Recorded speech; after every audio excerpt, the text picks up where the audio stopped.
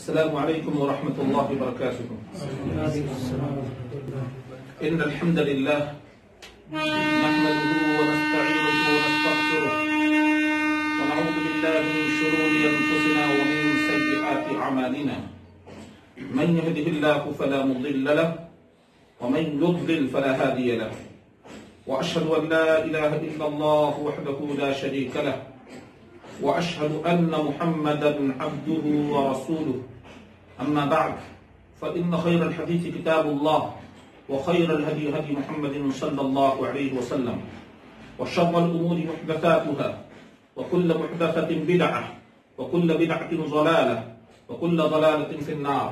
أعوذ بالله السميع العليم من الشيطان الرجيم من همزه ونفخه ونفسه. بسم الله الرحمن الرحيم. إن الله لا يغفر أن يشرك به ويغفر ما دون ذلك لمن يشاء ومن يشرك بالله فقد افترى إثما عظيما ومن يشرك بالله فقد ضل ضلالا بعيدا. إنه من يشرك بالله فقد حرم الله عليه الجنة ومأواه النار. تمام قسم کی تعریفات حمد و ثنا کبریائی اور بڑائی اللہ رب العزت کے لیے لائق و زیبا ہے، جس کے قبض قدرت میں موت و حیات ہے، عزت و ذلت ہے، امیری اور غریبی ہے، بیماری اور تندرستی ہے، اور ہر قسم کا نفع و نقصان ہے.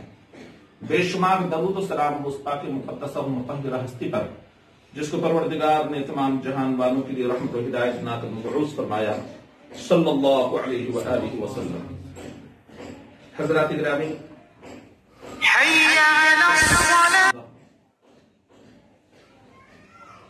اللہ کی توحید اور اس کے اقسام اور شرک کا ابطال کے تعلق سے آپ کے سامنے مختصر سی کچھ باتیں عرض کرنے کی کوشش کروں گا. اللہ تعالی ہم تمام لوگوں کو سننے، سمجھنے اور اس کے اوپر عمل کرنے کی توفیق عطا فرمائے. سب سے پہلی بات یہ ہے کہ اللہ تعالی نے ہمیں کس مقصد کے خاطر پیدا کیا ہے. ہماری خلقت، ہماری پیدائش، ہمارے وجود کا مقصد کیا ہے؟ اللہ نے نسل انسانی کے وجود کا مقصد بتلا دیا.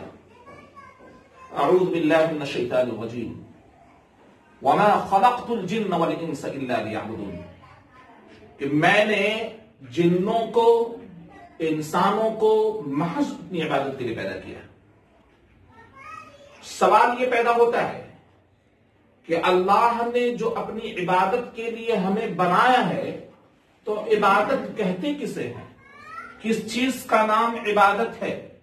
کیا عبادت کا تعلق صرف یہ ہے کہ ہم دن رات سجدے میں پڑے رہیں؟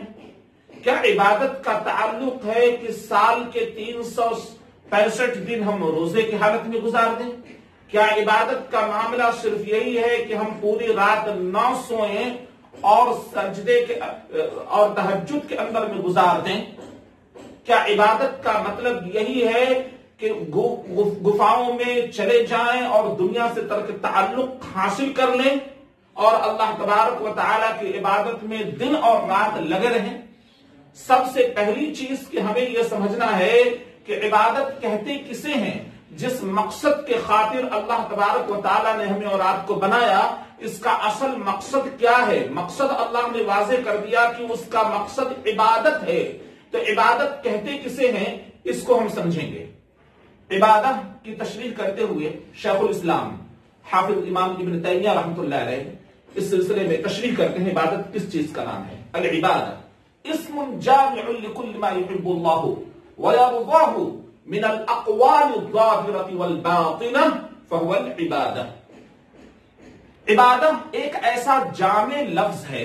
علامہ امام تیمیہ رحمۃ اللہ علیہ فرماتے ہیں کہ عبادت ایک ایسا جامع لفظ ہے، یعنی اس کے اندر بہت ساری چیزیں شامل ہیں. جامع لفظ کا مطلب یہ ہوتا ہے کہ لفظ ایک ہو اور اس کے کئی معنی اخذ کر لیے جائیں، اس کو کہتے ہیں جامع لفظ. یعنی ایسا لفظ ہے جو بہت ہی جامع ہے اور ہر اس چیز کے لیے بولا جاتا ہے، ہر اس چیز کے لیے بولا جاتا ہے یا ہر اس چیز کا انطباق اس کے اوپر ہوتا ہے، یعنی ہر وہ چیز جس کو اللہ تبارک و تعالیٰ اپنے لیے پسند کرتا ہے اور اس کے کرنے پر اللہ تبارک و تعالیٰ خوش ہوتا ہے، چاہے اس کا تعلق اقوال سے ہو یا ظاہری اعمال اعضاء و جوارح سے ہو، چاہے اس کا تعلق اقوال اور اعتقاد سے ہو یا اس کا من الاقوال الظاہرۃ والباطنہ، ظاہری اور باطنی اقوال سے ہو یا پھر ظاہری افعال سے ہو۔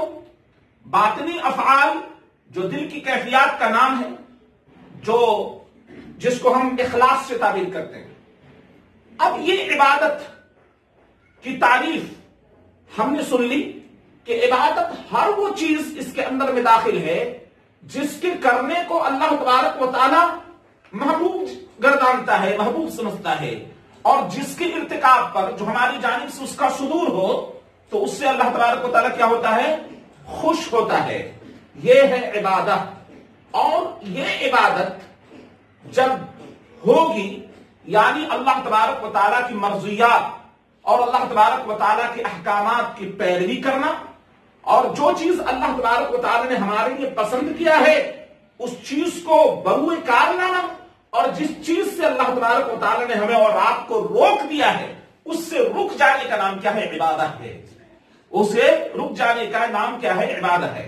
تو عبادت کی غایت اور عبادت کے اندر میں خشوع اور خضوع، یعنی غائب درجے کا تبدل اور انکساری۔ علامہ ابن القیم رحمۃ اللہ علیہ فرماتے ہیں کہ عبادت اصل معنوں میں اللہ تبارک و تعالیٰ کے لیے غائب درجے کا تدلل اور انکساری اللہ کے سامنے ہو، وہ عبادت کا اصل مغز ہے۔ عبادت کا اصل مغز کیا ہے؟ کہ ہر چیز کے اندر میں اخلاص ہو۔ آپ کے ہر کام کے اندر میں یہ نہیں کہا جا رہا ہے کہ آپ اس دنیا کو چھوڑ کر گفاؤں میں چلے جائیں، یہ نہیں کہا جا رہا ہے کہ آپ اپنے اکثر اوقات مسجد کے اندر سجدے کے اندر میں گزاریں، نہیں، یہ جو آپ کے تمام کام ہیں اس کو کس لیے کرنا؟ اللہ کو دکھلانے کے لیے کرنا ہے۔ اللہ تبارک و تعالی جس سے خوش ہوتا ہے، اور عبادت کے اندر میں وہ عبادت اس وقت عبادت واقعی کہلاتا ہے جبکہ تین چیزیں اس کے اندر میں پائی جائیں۔ نمبر ایک کہ حکم کس کا ہو؟ اللہ کا۔ نمبر دو طریقہ کس کا ہو؟ محمد رسول اللہ صلی اللہ علیہ وسلم کا۔ نمبر تین اخلاص کے ساتھ میں ہونا چاہیے۔ اب دیکھیے کہ عبادت حکم اللہ کا آ گیا، لیکن طریقہ محمد رسول اللہ صلی اللہ علیہ وسلم کا ہم نے نہیں لیا، اس کو عبادت نہیں کہہ سکتے۔ یعنی وہ عبادت صرف اللہ کا حکم ہے ہم پورا کر رہے، لیکن کیسے کرنا ہے؟ اللہ نے فرمایا اعوذ باللہ من الشیطان الرجیم لقد کان لکم فی رسول اللہ اسوۃ حسنہ۔ عبادت کیسے کرنی ہے؟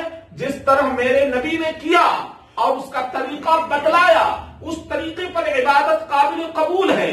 اگر ہم اللہ تعالیٰ سے محبت کرنا چاہتے ہیں تو کس کی پیروی کرنی پڑے گی؟ قل ان کنتم تحبون اللہ فاتبعونی یحببکم اللہ۔ اگر تم اللہ سے محبت کرنا چاہتے ہو، اللہ کے نبی صلی اللہ علیہ وسلم کو مخاطب کر کے اللہ نے کہا کہ کہہ دیجئے اگر تم اللہ سے محبت کرنا چاہتے ہو تو پس فاتبعونی، میری اطاعت کرو، میری اتباع کرو، میرے پیچھے چلو۔ تو رسول اللہ صلی اللہ علیہ وسلم کا طریقہ، آپ کا اسوہ عبادت کے اندر میں اگر نہیں ہے، وہ طریقہ رسول اللہ صلی اللہ علیہ وسلم سے فی نفسہ ہی ثابت نہیں ہے، اور اس کو اگر ہم عبادت سمجھ رہے ہیں، یہ ہماری بھول ہے۔ یہ سب سے پہلی بھول کیا ہے ہماری؟ کہ ہم اس کو عبادت سمجھ رہے ہوں، یہ ہمارے لیے کیا ہے؟ سب سے بڑی بھول ہے کہ ہم اس کو عبادت ہم سمجھ رہے ہیں اور اس کے اندر میں رسول اللہ صلی اللہ علیہ وسلم کا طریقہ نہیں ہے۔ ایسے عبادت کو ہم عبادت سمجھ رہے ہیں، یہ ہماری بھول ہے، ہماری بہت بڑی غلطی ہے کہ ہم ایسی چیزوں کو عبادت سمجھ بیٹھتے ہیں جس کے اندر میں طریقہ محمد رسول اللہ صلی اللہ علیہ وسلم کا نہیں، یا رسول اللہ صلی اللہ علیہ وسلم سے وہ عبادت ثابت نہیں ہے۔ تو عبادت کس چیز کا نام ہے؟ حکم اللہ کا، طریقہ محمد رسول اللہ صلی اللہ علیہ وسلم کا، اخلاص نیت کے ساتھ بھی ہم اگر کر رہے ہیں تو وہ عبادت ہے۔ عبادت کے اندر میں ایمان کی حالت میں کیا گیا ہوں، اسلام اور ایمان۔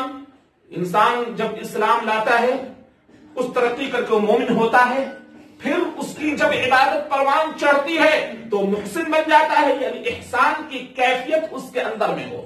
اللہ کے نبی صلی اللہ علیہ وسلم ایک مجلس کے اندر میں بیٹھے ہوئے ہیں اور آپ صلی اللہ علیہ وسلم کے پاس اچانک ایک شخص نمودار ہوتا ہے جس کے کپڑے نہایت ہی سفید، بال نہایت ہی سیاہ، اور آپ صلی اللہ علیہ وسلم کے پاس میں آتا ہے۔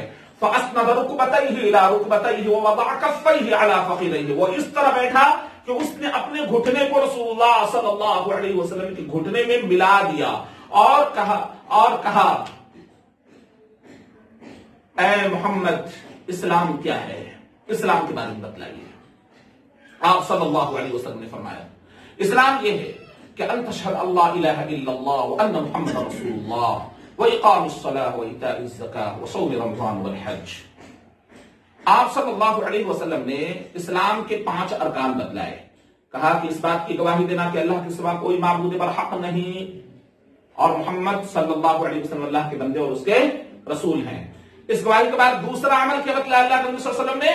نماز قائم کرنا، اور تیسرا زکات دینا، چوتھا رمضان مبارک کے روزے رکھنا، اور 5واں بیت اللہ کا حج کرنا۔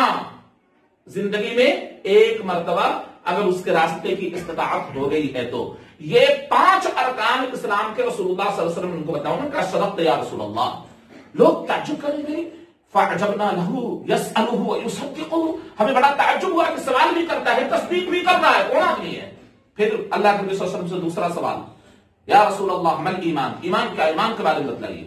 فرمایا اللہ کے نبی صلی اللہ علیہ وسلم نے ایمان یہ کہ ان تؤمن باللہ وملائکتہ وکتبہ ورسلہ والیوم الآخر والقدر خیرہ وشرہ۔ اللہ کے نبی صلی اللہ علیہ وسلم نے ایمان کے 6 ارکان بتلائے اور فرمایا کہ ایمان یہ ہے کہ تو اللہ کے اوپر یقین اور ایمان رکھ، جس طرح اللہ کے اوپر ایمان لانا ہے اس طرح تو اللہ تبارک و تعالیٰ کے اوپر ایمان رکھ، یقین ہو اللہ کے اوپر، توکل اللہ کے اوپر ہونا چاہیے، یقین اللہ کے اوپر۔ ان تؤمن باللہ، ایمان کا حق ادا کر، اللہ کے اوپر ایمان رکھ، و اس کے رسول کے اوپر، اس کی نازل کردہ کتاب کے اوپر، اس کے فرشتوں کے اوپر، اور آخرت کے دن کے اوپر، اچھی بری تقدیر کے اوپر، یعنی جو تیری زندگی کے اندر میں جو چیز واقع ہو چکی ہے اچھائی یا برائیوں میں سے، تو یہ سمجھ کہ وہ تقدیر کا حصہ ہے۔ جو چیزیں واقع نہیں ہوئی ہیں اس کے سلسلے میں اللہ تبارک و تعالیٰ سے بھلائی کی دعا کرنی ہے۔ بہرحال یہ 6 ارکان رسول اللہ صلی اللہ علیہ وسلم وہ کہتا ہے صدقت یا رسول اللہ، آپ نے صحیح فرمایا۔ لوگوں کو اور تعجب ہے، بھائی کون آدمی ہے، سوال بھی کرتا ہے اور خود جواب بھی دے رہا۔ پھر فرمایا اللہ کے نبی صلی اللہ علیہ وسلم سے اس نے پھر سوال کیا، یا رسول اللہ مل احسان، احسان کیا ہے، احسان کے بارے میں بتلائیے۔ فرمایا اللہ کے نبی صلی اللہ علیہ وسلم نے ان تعبد اللہ کأنک تراہ، یہی سمجھانا مقصود تھا عبادت کے تعلق سے کہ تو عبادت اس طرح کر۔ احسان کیا ہے؟ عبادت کے اندر میں احسان اور اخلاص یہ ہے کہ تو عبادت اس طرح کر گویا کہ تو اللہ کو دیکھ رہا ہے۔ اگر یہ کیفیت نہیں ہوتی تو یہ سمجھ کہ اللہ تجھے دیکھ رہا ہے، یعنی ہر حال میں ہر عمل میں ہم کیا تصور ہونا چاہیے کہ اللہ ہم کو دیکھ رہا ہے۔ ہم نماز پڑھیں تو یہ تصور ہونی چاہیے کہ اللہ تبارک و تعالیٰ ہمیں دیکھنے والا ہے۔ ہم قرآن پڑھیں تو یہ تصور ہو کہ اللہ تبارک و تعالیٰ ہمیں دیکھ رہا ہے۔ ہم روزہ رکھیں تو یہ تصور ہونا چاہیے کہ کوئی دیکھے یا نہ دیکھے اللہ تبارک و تعالیٰ ہمیں دیکھ رہا ہے۔ ہم صدقہ و خیرات کریں تو یہ تصور ہونا چاہیے کہ اللہ تبارک و تعالیٰ دیکھ رہا ہے۔ گویا ہم دنیا بھر کے معاملات کریں اور اس کے اندر میں یہ سوچ لیں کہ کوئی دیکھے یا نہ دیکھے اللہ تبارک و تعالیٰ کی ذات میں دیکھ رہی ہے، تو پھر وہ کام کے اندر میں حسن پیدا ہوتا چلا جائے گا، احسان کی کیفیت آنی شروع ہو جائے گی، اخلاص اس کے اندر میں آنے لگے گا، اور یہی عمل اللہ تبارک و تعالیٰ کو بہت زیادہ پسند ہے۔ یہی عمل اللہ تبارک و تعالیٰ کو کیا ہے؟ بہت زیادہ پسند ہے، اور اسی کے کرنے کو اللہ تبارک و تعالیٰ پسند فرماتا ہے۔ تو عبادت کیا ہے؟ جس کا حکم اللہ تبارک و تعالیٰ نے دیا ہے یا جس کو کرنے کو اللہ تبارک و تعالیٰ نے کہا ہے اس کو اخلاص کے ساتھ نبی کے طریقے پر انجام دینا۔ علامہ امام ابن کثیر رحمۃ اللہ علیہ نے بھی عبادت کی جو تعریف فرمائی ہے ابن کثیر کے اندر میں فرمایا کہ انبیاء علیہم السلام کے ذریعے جو اوامر عطا کیے گئے اس کو بجا لانا، اور جن منہیات سے انبیاء علیہ السلام نے روک دیا ہے اس کو کرنے سے منع کر دیا ہے، اللہ کے لیے اس کو ترک کر دینا، چھوڑ دینے کا نام کیا ہے؟ اسلام ہے۔ عبادہ ہے، اور یہی اسلام کی اصل اور مغز ہے کہ اس کو اللہ تبارک و تعالیٰ کی خاطر کیا کر دیا جائے، چھوڑ دیا جائے، ترک کر دیا جائے. انہی دونوں چیز کا نام عبادت ہے. تو عبادت کا مفہوم سمجھ گئے کہ وہ ہر وہ غلط کام، ہر وہ غلط امور جو ہم اللہ تعالیٰ کے لیے ہم ترک کر دیتے ہیں، ہم عبادت کر رہے ہیں. ہر وہ اچھا عمل جس کو اللہ کے لیے ہم کر رہے ہیں اور اللہ کی خوشنودی چاہنے کے لیے کر رہے ہیں، تو یہ اللہ اس کو پسند کرتا ہے، وہ کیا ہے، عبادت ہے. تو عبادت اوامر اور نواہی کے ایسے مجموعے کا نام ہے جس کو نبی صلی اللہ علیہ وسلم کے طریقے اور فرمان کے مطابق اس کو انجام دیا جائے، منہیات سے بچا جائے، رکا جائے. یعنی جن امور کے کرنے سے منع کر دیا گیا ہے اس سے اللہ کے لیے ترک کر دینا، رک جانے کا نام کیا ہے، عبادت ہے. تو عبادت کے سلسلے میں ڈیفینیشن آپ کے سامنے بالکل کمپلیٹ ہو چکا ہے کہ عبادت کہتے کسے ہیں. اب آئیے اب اس عبادت کے اندر میں جو اللہ تبارک و تعالیٰ نے اپنے لیے خاص کیا ہے جس عمل کو، اس عمل کو کسی دوسرے کے لیے انجام دے دے گا. جیسے نماز، روزہ، حج، زکات، صدقہ و خیرات، نظر و نیاز، اسی طرح پکارنا، ما فوق الاسباب چیزوں میں جس کو صرف اللہ تبارک و تعالیٰ ہی پورا کر سکتا ہے یا اللہ تبارک و تعالیٰ ہی دے سکتا ہے. تو گویا عبادت کی تشریح کے ساتھ ساتھ میں آپ کو عبادت کے اندر میں جو خامی ہے، جو عبادت کے اندر میں برائی آتی ہے، جو عبادت اللہ تبارک و تعالیٰ کے لیے قابل قبول نہیں ہوتی، تو ایسی خامیاں جو عبادت کے اندر میں آ جائے اور وہ عبادت کو باطل کر دے، وہ عبادت کو کیا کر دے، باطل کر دے. ایسی کون کون سی چیزیں ہیں؟ سب سے بڑی چیز جو عبادت کے اندر میں اگر آ گئی تو یہ عبادت نہیں رہ جاتی، پھر وہ شرک کے قبیل سے ہو جاتا ہے. مثلا ہر وہ عمل جو خالص اللہ تبارک و تعالیٰ کے لیے کیا جاتا ہے اس کو ہم کسی دوسرے کے لیے کرنا شروع کر دیں. خالص کس کے لیے کیا جاتا ہے؟ عبادت صرف ہم اللہ کے لیے کرتے ہیں. اگر ان عبادت کے اندر میں جس میں اللہ کے لیے ہم انجام دیتے ہیں عمل کو، ہم کسی اور دوسرے کے لیے ہم کرنا شروع کر دیں، جیسے نظر و نیاز، یہ اللہ کے لیے خاص ہے. نظر و نیاز کسی پیر کے لیے نہیں، کسی مرشد کے لیے نہیں، کسی مولوی کے لیے نہیں، کسی بابا کے لیے نہیں، کسی قبر والے کے لیے نہیں، کسی درگاہ کے اوپر نہیں. اور اسی بات کا ہم اعلان اشہد اللہ الہ الا اللہ میں کرتے ہیں کہ گواہی میں دیتا ہوں اس بات کی کہ اللہ کے سوا کوئی معبود برحق نہیں. یعنی ہم بس اللہ کی اطاعت کریں گے اور اسی کے سامنے جھکیں گے، اسی سے نظر و نیاز کریں گے، اسی کو ہم مدد کے لیے پکاریں گے. ہم ہر نماز میں 5 دفعہ دن اور رات میں 5 ٹائم کی نماز کی ہر رکعتوں کے اندر میں ہم اس بات کا اعلان کرتے ہیں. کیا کہتے ہیں؟ اعوذ باللہ من الشیطان الرجیم، ایاک نعبد و ایاک نستعین. دیکھیے ایاک کے لفظ کے اوپر غور کی، میں آپ کو عربی زبان کے اندر میں سمجھاتا ہوں.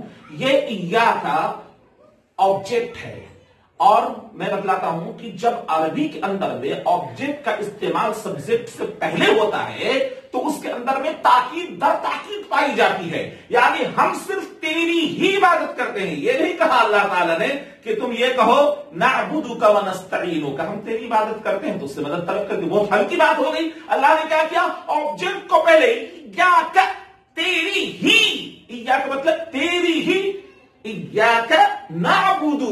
اب سبجیکٹ اور فعل جو ورب ہے وہ بعد میں آیا ہے، تو عربی کے اندر میں تاکید در تاکید پائی جاتی ہے. اللہ نے کہا کہ ایاک نعبد، اردو میں اس کا ترجمہ ہوا ہم صرف تیری ہی عبادت کرتے ہیں، مطلب تیرے علاوہ کسی اور کی ہم عبادت نہیں کرتے.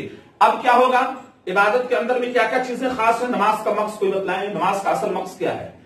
قیام، رکوع، سجود. مقصد عبادت کا رکن ہے. موٹی موٹی چیزیں ہم دیکھ رہے ہیں کہ عبادت کے اندر میں جب ہم کھڑے ہوتے ہیں، قیام کرتے ہیں ہاتھ باندھ کر. اب یہ ہاتھ باندھ کر کھڑا ہونا کسی کے لیے درست نہیں ہوگا. کھڑا ہو سکتے ہیں، کسی سے ملنے کے لیے اٹھتے ہیں، السلام علیکم وعلیکم السلام کر سکتے ہیں، لیکن اس تعظیم کے ساتھ میں، جس تعظیم کے ساتھ میں اللہ کے سامنے کھڑے ہوتے ہیں، اس تعظیم کے ساتھ میں کسی کے سامنے کھڑا ہونا، یہ اس کی عبادت کے اندر میں شرک ہوگا. اس لیے کہ یہ فعل صرف اور صرف باری تعالیٰ کے لیے خاص ہے. یہ ہاتھ باندھ کر جو رسول اللہ صلی اللہ علیہ وسلم نے ہمیں طریقہ سکھایا کہ نماز کے اندر میں ہم قیام کس طرح کریں، ہمارے ہاتھ بندھے ہونی چاہیے۔ رسول اللہ صلی اللہ علیہ وسلم جب نماز پڑھتے، راوی حدیث کا بیان ہے کہ آپ صلی اللہ علیہ وسلم اپنے دونوں ہاتھ کو اپنے سینے کے اوپر باندھ لیا کرتے تھے۔ یہ مسند احمد کی روایت ہے، اور ابو داؤد کے اندر میں طاؤس سے بھی یہی روایت مروی ہے کہ اللہ کے نبی صلی اللہ علیہ وسلم اپنے ہاتھوں کو نماز کی حالت میں کہاں باندھا کرتے تھے؟ سینے کے اوپر باندھ لیا کرتے تھے۔ اللہ کے نبی صلی اللہ علیہ وسلم کی اس فعل کو کسی دوسرے کے لیے کرنا، کسی ایسے فرد کے لیے کرنا جو مخلوق ہے اللہ کا، نہ تو کسی پیغمبر کے لیے کیا جا سکتا ہے، نہ کسی ولی کے لیے کیا جا سکتا ہے، نہ کسی پیر کے لیے کیا جا سکتا ہے، نہ کسی قبر والے کے لیے کیا جا سکتا ہے، نہ کسی اور کے لیے، اللہ کے علاوہ اس عمل کو کسی کے سامنے ہاتھ باندھ کر کھڑے ہونے والا فعل نہیں کر سکتے۔ اسی طریقے سے رکوع عبادت کا مغز ہے، اس کے اندر ہم غائب درجے کی تذلل اور عاجزی و انکساری ہم دکھلاتے ہیں، اس کو اختیار کرتے ہیں، یعنی ہم جھکتے ہیں۔ اب یہ جھکنا کسی مخلوق کے لیے نہیں ہو سکتا، ہم غائب درجے کی انتہائی درجے کا تذلل سجدے کے اندر میں اختیار کرتے ہیں۔ اب یہ سجدہ نہ تو کسی قبر پر ہو سکتا ہے، نہ کسی ولی کے سامنے، نہ کسی پیر کے سامنے، نہ پیغمبر کے سامنے، نہ کسی فرشتے کے سامنے، نہ کسی جن کے سامنے، نہ کسی اور مخلوق کے سامنے۔ اللہ کے لیے ہی سجدہ صرف ہے، نہ تو سجدے تعظیمی، نہ سجدے تعبدی۔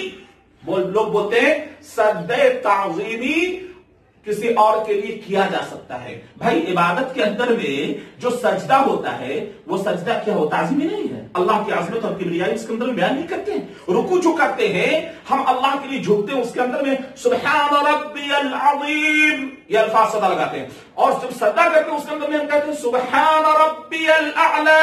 اللہ تبارک و تعالیٰ بلند و بالا برتر ہے جس کے ہم پاکی بیان کر رہے ہیں، اس بلند و بالا برتر رب کی پاکی ہم کیا کرتے ہیں؟ سجدے کی حالت میں، رکوع کی حالت میں بیان کرتے ہوئے اس کی عظمت اور کبریائی کا اظہار کرتے ہیں۔ یہ عبادت ہے، اس کو کسی دوسرے کے لیے نہ تو بالفعل کر سکتے ہیں، نہ بالنیہ کر سکتے ہیں۔ کسی کے لیے ایسی عاجزی اور انکساری ہم اختیار نہیں کر سکتے جو ہم اللہ کے لیے کرتے ہیں۔ اب کیا ہوگا معاملہ؟ اب اس سجدے کو اگر کوئی آدمی مزار کے اوپر جا کر کرے، قبر کے اوپر جا کر کرے، اور وہاں جا کر ان سے منتیں مانگے، نظر و نیاز کرے، اس کے لیے قربانیاں دے، اس کو پکارے، یہ ساری چیزیں شرک کے قبیلے سے آ جائیں گی۔ شرک، قرآن کیا کہتا ہے شرک کے بارے میں؟ ان الشرک لظلم عظیم۔ دنیا کے اندر میں سب سے بڑا اگر کوئی گناہ ہے تو وہ شرک ہے، اللہ کی ذات کے ساتھ، اس کی صفات کے ساتھ، اس کی عبادت کے اندر میں شرک کر لیا جائے۔ اللہ کی وحدانیت اس کی ذات کے ساتھ میں، اللہ کی وحدانیت اس کی صفات کے ساتھ میں، اللہ کی وحدانیت اس کی عبادت کے ساتھ میں خاص ہے، نہ تو اس کی عبادت میں کوئی شریک، نہ تو اس کی ربوبیت میں کوئی شریک، اور نہ اس کی اسماء و صفات میں کوئی شریک، کوئی اس کا ثانی نہیں ہو سکتا۔ اللہ نے اپنی ذات کا جو تعارف کرا، اللہ رب ہے، خالق ہے، مالک ہے، مربی ہے، اللہ رب ہے، اور اس کے ڈھیروں سارے دلائل پیش کیے اللہ تبارک و تعالیٰ نے۔ مشرکین مکہ اللہ تبارک و تعالیٰ کو رب مانتے تھے، مشرکین مکہ اللہ تعالیٰ کو اپنا رب مانتے تھے اور کہتے تھے کہ اللہ، ان سے پوچھا جائے، قرآن خود شاہد ہے، قرآن کہتا ہے، آپ اٹھائیے 8ویں پارے کے اندر میں، ان سے پوچھئے کہ آسمان و زمین کا خالق کون ہے؟ یہ کہیں گے اللہ۔ بارش کون آسمان سے نازل؟ کہیں گے اللہ۔ یعنی اللہ تبارک و تعالیٰ کی خالقیت کا یہ اظہار اپنی زبان سے کرتے ہیں، رب ہونے کو یہ انکاری نہیں ہے، اللہ کے انکاری نہیں ہے، وہ اللہ کو مانتے تھے، کہتے تھے کہ اللہ ہے۔ دیکھیں صلح حدیبیہ کے موقع پر جب صلح ہو رہا ہے، کفار و مشرکین کی جانب سے 2 نمائندے آ رہے ہیں، تو کیا کہتے ہیں؟ ہم اللہ کو تو مانتے ہیں کہ اللہ ہے، آپ لکھیے بسمک اللہم، لیکن ہم الرحمن الرحیم نہیں مانتے۔ ہم الرحمن یعنی صفت کا ہم انکار کرتے ہیں، ہم اللہ کو اللہ مانتے ہیں لیکن ہم الرحمن الرحیم کو نہیں مانتے، لہذا مٹائیے۔ پتہ یہ چلا کہ وہ اللہ کو مانتے تھے کہ اللہ ہمارا خالق ہے، اللہ ہمارا مالک ہے، مانتے تھے، لیکن معاملہ کیا تھا؟ معاملہ کیا تھا؟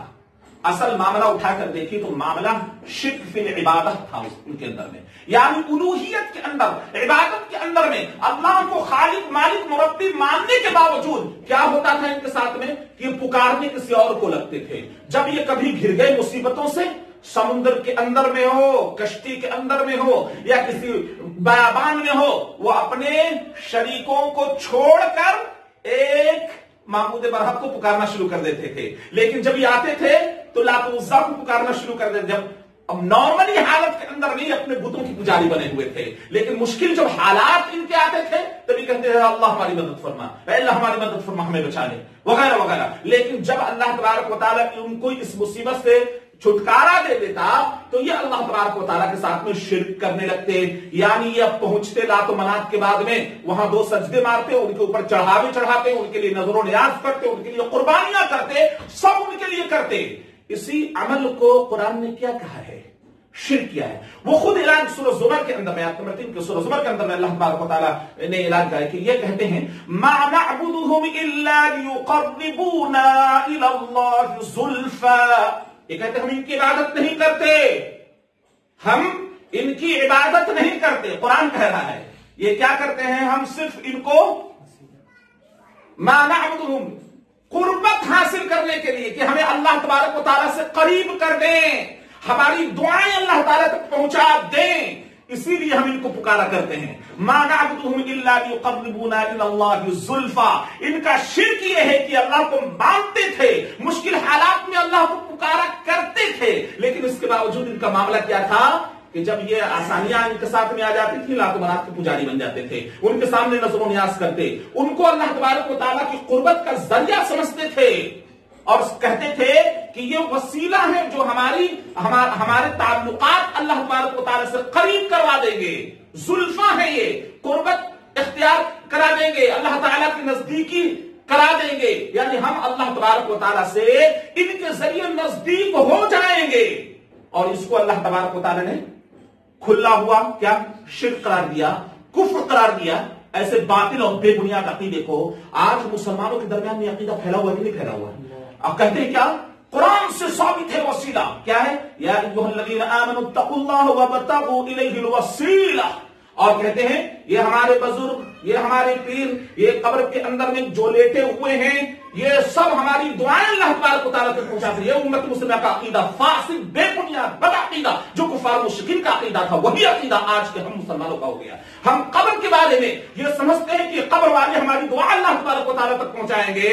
یہ بے بنیاد عقیدہ جس کے بارے میں اللہ تبارک و تعالیٰ بمانگ دہل سورۃ الاحقاف آیت نمبر 5 کے اندر میں اظہار فرما رہا ہے. اعوذ باللہ من الشیطان الرجیم، بسم اللہ الرحمن الرحیم. ومن اضل ممن يدعو من دون الله من لا يستجيب له الى يوم القيامة وهم عن دعائهم غافلون واذا حشر الناس كانوا لهم اعداء وكانوا بعبادتهم كافرين. کہ بھلا اس شخص سے زیادہ اور کون گمراہ ہو سکتا ہے جو اللہ کی ہستی کو چھوڑ کر ایسی ہستی کو پکارے جو قیامت تک اس کی پکار کا جواب نہیں دے سکتے. اور جواب کیا دیں گے؟ وہ تو پکار سے غافل ہیں. اللہ نے کتنی حقیقت ان کے سامنے بیان کر کر رکھ دی کہ جس کو تم پکارتے ہو، جس کے لیے نظر و نیاز کرتے ہو، جس کے مزاروں کے اوپر جا کر زمین نیاز خام کرتے ہو، وہ اللہ تبارک و تعالیٰ اس کے بارے میں کہتا ہے کہ ومن اضل ممن يدعو من دون اللہ. بھلا اس شخص سے زیادہ اور کوئی گمراہ ہو ہی نہیں سکتا جو اللہ کی ہستی کو چھوڑ کر ایسی ہستی کو پکار جو قیامت تک اس کی پکار کا جواب نہیں دے سکتے. من لا يستجيب له الى يوم القيامة وهم عن دعائهم غافلون.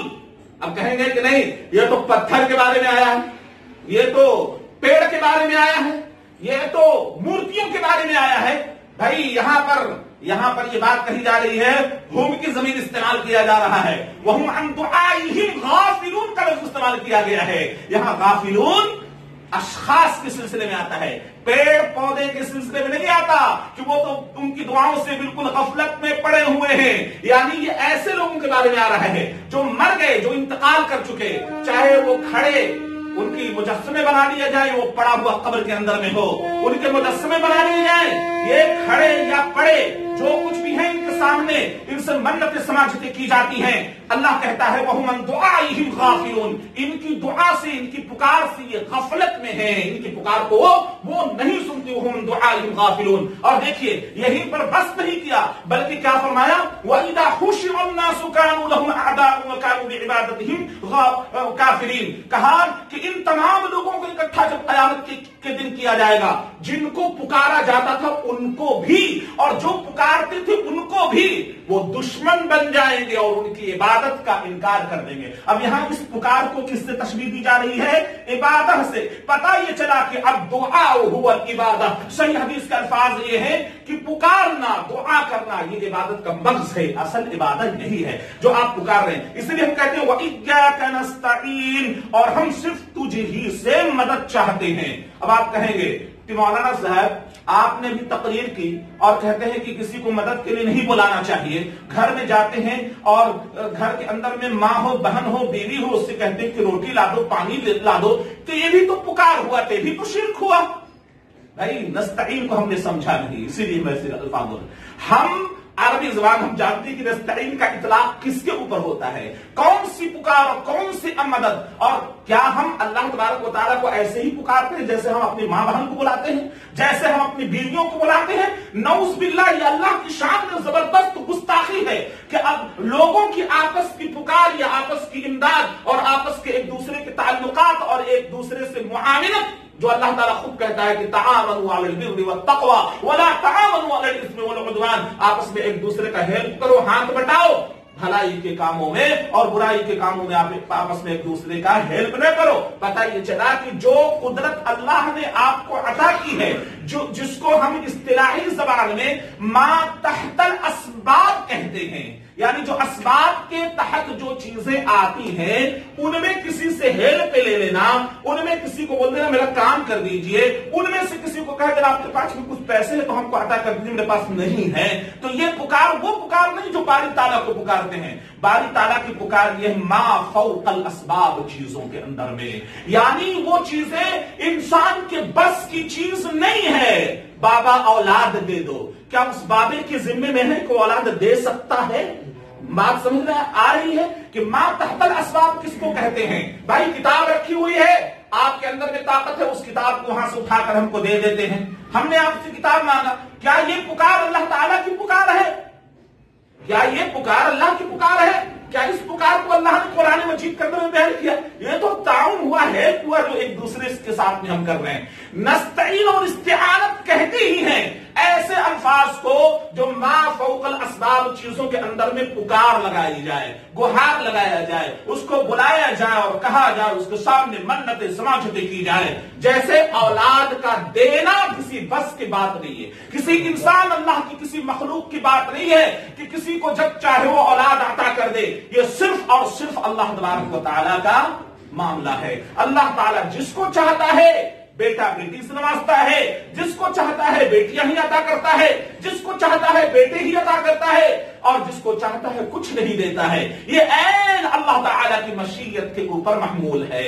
اور یہ نہیں ضروری نہیں کہ اللہ کسی سے خوش ہوتا ہی ہے تو دیتا ہے، نہیں، اللہ تعالیٰ جس کو چاہتا ہے دے دیتا ہے. جس سے چاہتا ہے اللہ تبارک و تعالیٰ آزمائش کے طور پر ہو یا پھر جو ہے انعامات کے طور پر آپ کو اللہ عطا کر دیتا ہے جو انعام کی شکل میں ہے، اور آزمائش کے طور پر اللہ تعالیٰ آپ کو عطا نہیں کرتا، اس کے اوپر صبر کرنے پر آپ کے لیے انعام رکھا ہے اللہ تعالیٰ نے. تو اللہ جس کو چاہتا ہے بیٹے ہی بیٹے عطا کرتا ہے، جس کو چاہتا ہے بیٹیاں ہی بیٹیاں دیتا ہے، اور جس کو اللہ تبارک و تعالیٰ چاہتا ہے نہ تو بیٹا دیتا ہے نہ تو بیٹی دیتا ہے. اب ہم عورتوں کا کام کیا ہوتا ہے؟ کچھ نہیں ہوا، فلاں بازار کے سلسلے میں اطلاع ملی ہے کہ وہاں پر کسی کا گود خالی نہیں ہوتا، بس وہاں عورتیں پہنچ جاتی ہیں، وہاں پر ان کو بتلایا جاتا ہے بابا جی کا درشن کرنے کے لیے آپ آئی ہیں، آپ کو اولاد چاہیے، جائیے پہلے زیارت کرائیے، موم بتی اور اگربتی جلا لیجئے اور اس کے اوپر کچھ ہار اور مالک چڑھا دیجئے، شیخ خوش ہو جائیں گے اور آپ کے دامن کو کیا کر دیں گے؟ بھر دیں گے. اور پھر کیا ہوا؟ پھر کیا ہوتا ہے؟ وہاں سجدے کیے جاتے ہیں، پھر عبادتیں کی جاتی ہیں، پھر چلے بھی کروائے جاتے ہیں، اور مختلف اور جو مزاور چاہتا ہے وہ اعمال اس کے ساتھ میں کر گزرتا ہے جس کو پردے میں رکھنے کی ضرورت ہے. بہرحال یہ ساری چیزیں مزاروں کے اوپر ہوتی ہیں، اور وہاں پر آدمی جا کر پکار کر کہتا ہے کہ ہمیں بیٹا دے دے یا بیٹی دے دے یا اولاد سے نواز دے، گود کو بھر دے. یہ ساری چیزیں ہوا کرتی ہیں. اس کے تعلق سے ایک واقعہ یاد آنے لگا. لکھا ہے کہ ایک شیخ پہنچے عبد القادر جیلانی رحمت اللہ علیہ کے والد صاحب کے پاس، ایک عورت پہنچتی ہے عبد القادر جیلانی رحمت اللہ علیہ کے والد صاحب کے پاس، اور کہتی ہے کہ حضرت گود خالی ہے، بیٹی کی تمنا ہے، بیٹا عطا کر دیجیے۔ کہا کہ ٹھیک ہے، جا تجھے بیٹا ہی ہوگا۔ عبد القادر جیلانی رحمت اللہ علیہ کے واقعہ لکھا ہے الملفوظات وغیرہ کے اندر کہ جا تجھے بیٹا ہی ہوگا۔ گئے، عورت گئی، کچھ دنوں کے بعد میں گود میں بچہ لیے ہوئے آتی ہے اور کہتی ہے دربار میں آ کر کہ حضرت مانگو بیٹا ملے بیٹی۔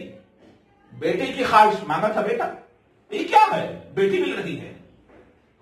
کہا کہ میں کیا کروں، میں نے تیرے لیے طلب کیا تھا اللہ تعالیٰ سے، اللہ نے جو چاہا ہوا تھا کہ بھاگو یہاں سے، بھگا دیا انہوں نے۔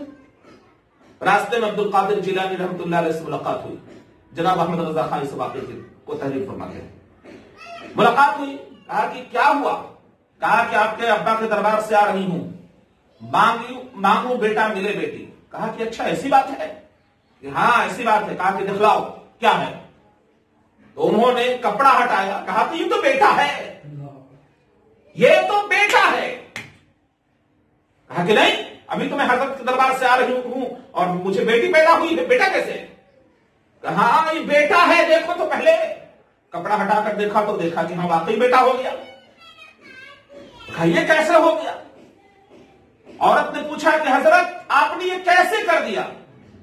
کہا کہ میں نے تیرے سلسلے میں لوح محفوظ کے اوپر نظر ڈالی، اس کتاب کے اندر میں دیکھا تو تیرے قسمت کے اندر میں بیٹی لکھی تھی، میں نے اس کو ڈیلیٹ کر دیا، وہاں سے مٹا دیا، اور اس کو ہاں میں نے بیٹا لکھوایا۔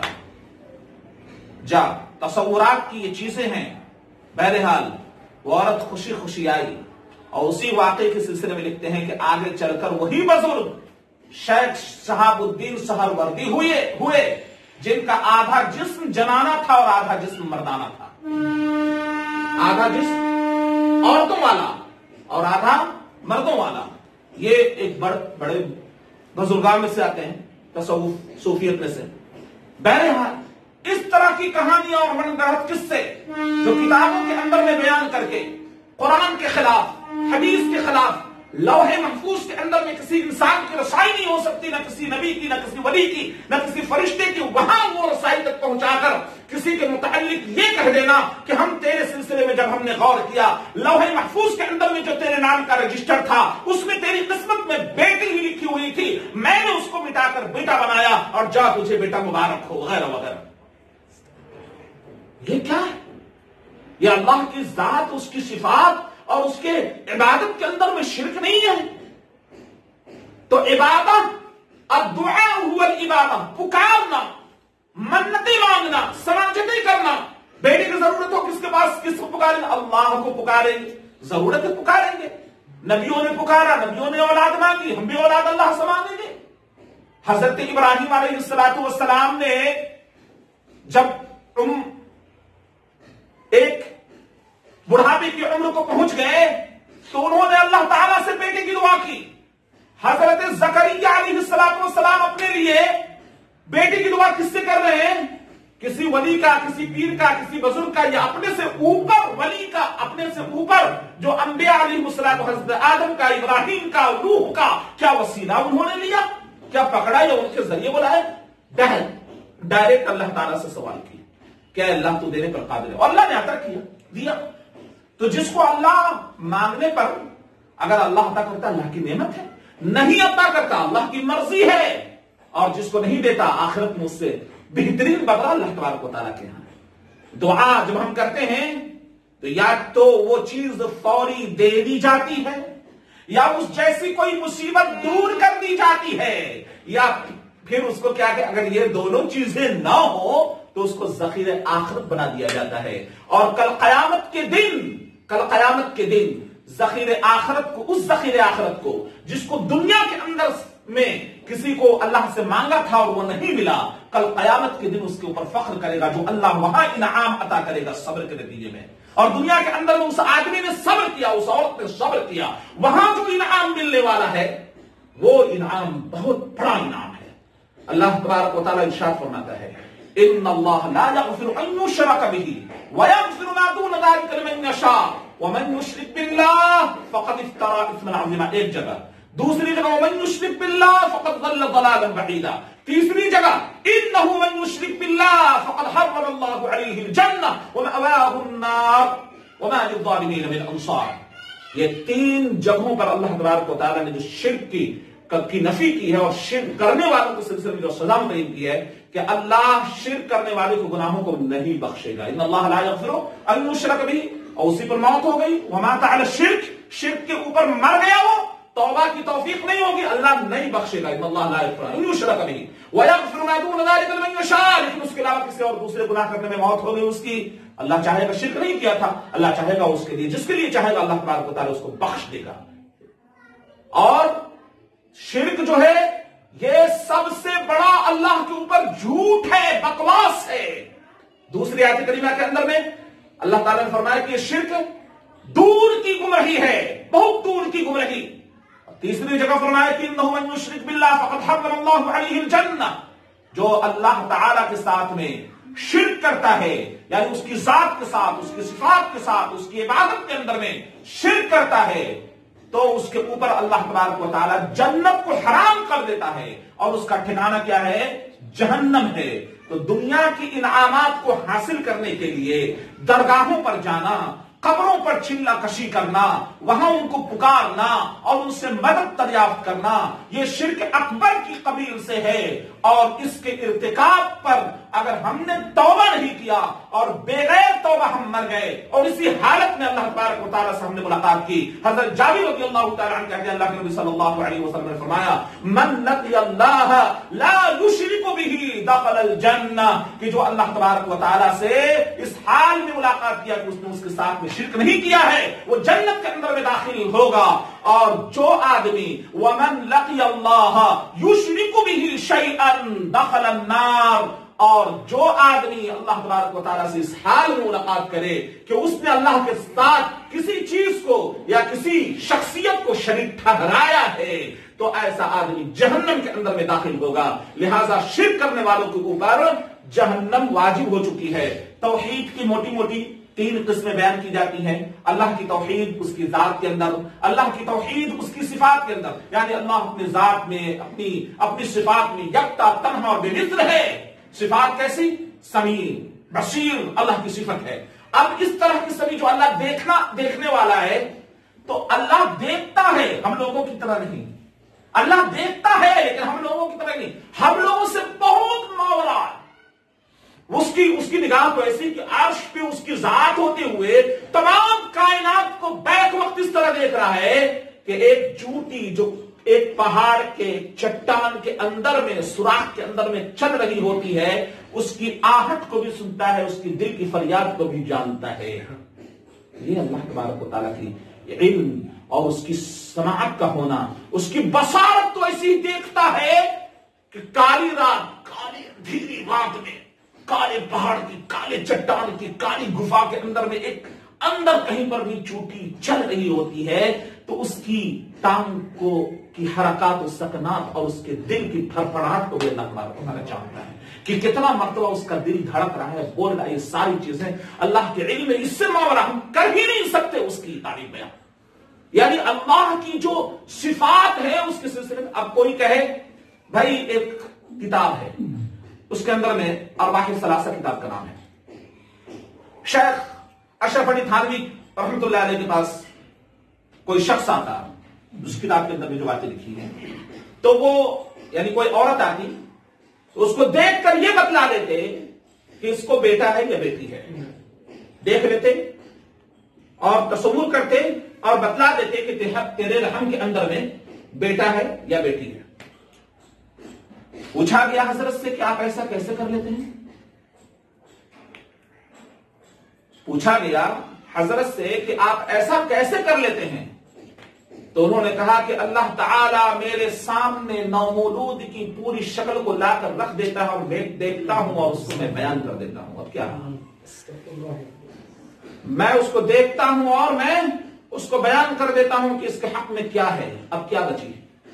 نومولود کی پوری شکل. اللہ نے کہا کہ یہ علم اللہ کا ہے کہ ماں کے پیٹ میں کیا ہے. سورہ لقمان کے آخری آیت کے اندر اس بات کا اعلان کر دیا گیا کہ ماں کے رحم کے اندر میں کیا کچھ ہو رہا ہے یہ علم اللہ کے ہاتھ میں ہے. بغیر کسی آلات کے، بغیر کسی اس چیز کے اس کو بھانپا نہیں جا سکتا، پرکھا نہیں جا سکتا، دیکھا نہیں جا سکتا. کسی کوئی ذریعہ کیمرہ وغیرہ لگا کر اس کو دیکھنے کی کوشش کرے جو غیب کے اندر میں ہے، اور پھر وہ بھی پورے پرفیکٹ ہر چیز ماں کے درجے میں نہیں آ سکتی. وہ دیکھ کر تو اتنا بتا سکتا ہے، شکل بتا سکتا ہے، موٹا ہے، پتلا ہے، یہ ہے، وہ ہے، لیکن اس کی زندگی اور اس کے لائف کے بارے میں پورا علم نہیں دے سکتا. پوری لائف وہ زندہ بھی رہے گا کہ نہیں، اس کی صنعت کام کر پائے گی کہ نہیں، اس کی بصارت بچے گی بھی نہیں، وہ آدمی، وہ بچہ جو پیدا ہونے والا ہے کتنا منٹ زندہ رہے گا، کب انتقال کر جائے گا، اس کے بارے میں کسی کو اطلاع نہیں ہے. تو ماں کے حد تک کوئی پہنچ نہیں سکتا. لیکن بغیر آلات کے کوئی آدمی یہ بتا دے کہ اس کے اندر میں کیا ہے، یہ علم اللہ تبارک و تعالیٰ کے ہاتھ میں. کیا رسول اللہ صلی اللہ علیہ وسلم کے پاس میں بھی کوئی عورت آتی تو ایسا اللہ کے نبی کیا کرتے تھے؟ کیا جب ہمیں وہاں سے نہیں ملا، کیا کوئی حضرت ابوبکر صدیق رضی اللہ تعالیٰ عنہ کے پاس میں کوئی بزرگ ہو سکتا اتنا؟ نبی کے بعد میں اگر کوئی بزرگ کی ہستی ہے تو حضرت ابوبکر صدیق رضی اللہ تعالیٰ عنہ. ایک واقعہ دور خلافت میں دکھلا دی جائے، عمر رضی اللہ تعالیٰ عنہ دور خلافت کا ایک واقعہ بیان کر دیا جائے، عثمان غنی رضی اللہ تعالیٰ عنہ کے دور خلافت کا ایک واقعہ بیان کر دیا جائے، نہیں، خالی پورا پورا. یہ کہاں سے چیزیں آ رہی ہیں، کیسی چیزیں آ رہی ہیں، کہاں ہم لگ رہے ہیں؟ ہمارے لیے مشعل راہ اللہ کا قرآن ہے، اللہ کی کتاب ہے. ہمارے لیے مشعل راہ محمد رسول اللہ صلی اللہ علیہ وسلم کی سنت ہے. لہذا وہاں سے ہم دیکھیں گے دین کامل کیا ہے، دین اسلام کیا ہے، شرک کیا ہے، بدعت کیا ہے، خرافات کیا ہے. جو ہمارے یہاں بدعقیدگیاں پھیلی ہوئی ہیں وہ بدعقیدگیاں قرآن سے ٹکرا رہی ہیں، حدیث سے ٹکرا رہی ہیں. جو ٹکرا رہی ہیں کسی نے بھی کہا ہو اس کے خواہاں نہیں ہے، جس نے لکھا اس نے غلطی کی ہے، وہ اس کو توبہ کرنی چاہیے. بہرحال اللہ تبارک و تعالیٰ سے دعا ہے کہ اللہ تبارک و تعالیٰ ہم تمام لوگوں کو صحیح سمجھ عطا فرمائے، شرک اور توحید کے درمیان میں فرق کرنے کی توفیق عطا فرمائے. اللہ اپنی عبادت کے لیے ہم تمام لوگوں کو چن لے اور عبادت اس طرح ہم انجام دیں جس عبادت کے اندر میں اللہ کا حکم ہو اور محمد صلی اللہ علیہ وسلم کا طریقہ ہو اور اخلاص نیت کے ساتھ ہم عبادت کریں. وہی عبادت قابل قبول ہے، ورنہ ساری عبادتیں بیکار اور بے بنیاد ہیں. اللہ تبارک و تعالیٰ سے دعا ہے کہ اللہ تبارک و تعالیٰ ہم تمام لوگوں کو زیادہ عمل کرنے کی توفیق عطا فرمائے.